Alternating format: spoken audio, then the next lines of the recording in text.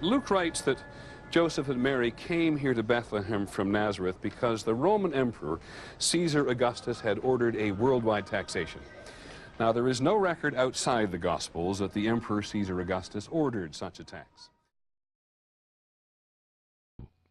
And it came to pass in those days that a decree went out from Caesar Augustus that all the world should be registered.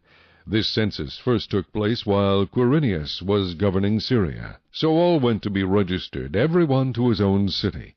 Joseph also went up from Galilee, out of the city of Nazareth, into Judea, to the city of David, which is called Bethleham, because he was of the house and lineage of David, to be registered with Mary his betrothed wife, who was with child. So it was, that while they were there, the days were completed for her to be delivered. Some translations have the word taxed for the Greek word apographie, a word that comes from the Greek verb meaning to enroll or to register. What Luke actually wrote is not that Joseph came to Bethlehem to be taxed, but that he came to register in a census. In the ancient world, a census was often used to assess the amount of able-bodied males eligible for military service. According to ancient historians, this census was for a renewal of loyalty in the form of an oath of allegiance to Caesar Augustus. In order for the oath to be taken, all adult men had to be registered, and actually sign their names to the oath of allegiance.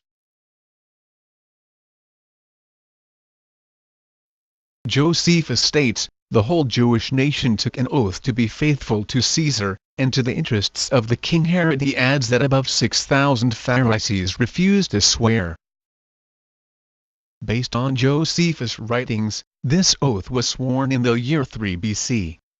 This was the census for the taking of the oath to which Luke refers.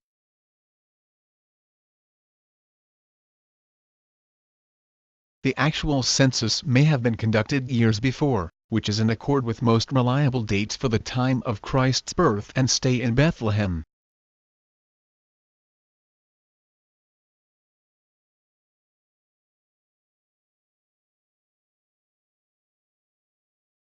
Furthermore, the fact that Josephus knew the number of Pharisees who did not take the oath indicates that some sort of record was made of who did and did not take the oath. This, too, seems to prove that a registration or census took place. Other ancient historians note that the census took place in other parts of the known Roman world as well. An inscription was found in Paphlagonia region in north-central Asia Minor dated to 3 BC stating that an oath of obedience was taken by the inhabitants of Paphlagonia and the Roman businessmen dwelling among them. The Armenian historian, Moses of Horn, stated that the native sources he had available showed that in the year of Umgur, king of Armenia in 3 BC, a census brought Roman agents to Armenia, bringing the image of Augustus Caesar, which they set up in every temple. Quirinius is a governor who's associated with the changeover from Archelaus being removed as the ruler of Judea to the appointment of a Roman prefect to take over that responsibility. Quirinius in the case of the time of AD 6, and this is a role similar to the one Pilate had later. The argument goes like this. Quirinius, we know, was ruler in AD 6. That's too late to represent Jesus' birth and be the explanation for why Mary and Joseph have come south from Nazareth down into Judea, into Bethlehem.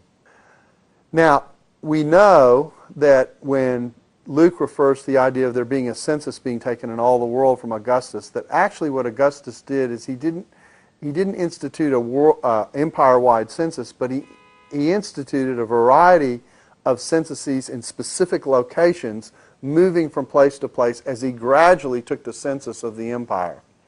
We know that as well. Augustus got organized to take this census.